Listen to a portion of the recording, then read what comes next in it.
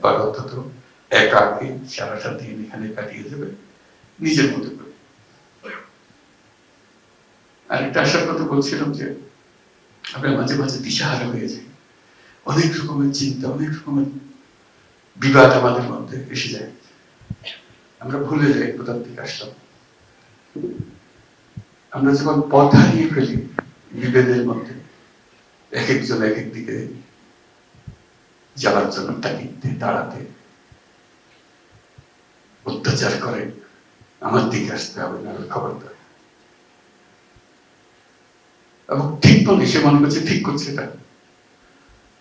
সেই সময় যখন আমরা বিভিন্ন মতে বিভক্ত হয়ে যাই, আমি প্রস্তাব করছিলাম যে যারা এই বিভক্তির লিড করছে তাদেরকে একসঙ্গে একটা দিন সকাল থেকে রাত পর্যন্ত এখানে কাটিয়ে দেওয়া, একাকি কাটার থেকে ঘুরে ঘুরে বেড়ায়, বসে চিন্তা করুন, রাত্রে একসঙ্গে খাবে, হয়তো তাদের চোখে পরিষ্কার ভাবে ধরা পড়বে আমাদের করণীয় কি। কাউকে কিছু আর্গুমেন্টে যেতে হবে, তর্ক করতে হবে।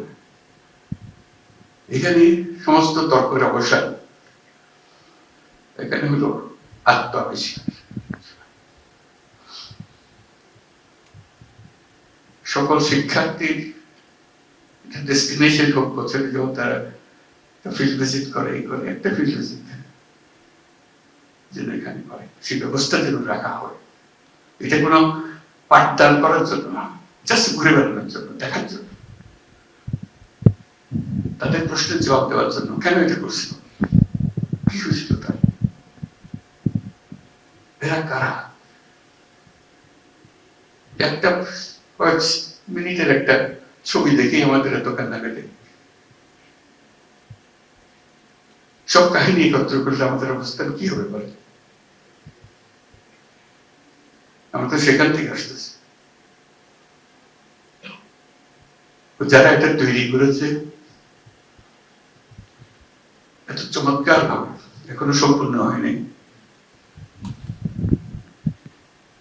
তাদের প্রতি আমরা কৃতজ্ঞ, জাতি কৃতজ্ঞ, অনন্য একটা জাদুঘর তৈরি করার জন্য। এই জাদুঘর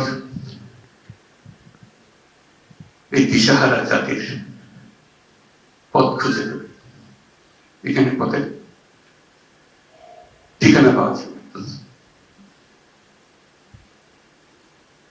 এটি হলো এই জাদুঘরের বৈশিষ্ট্য।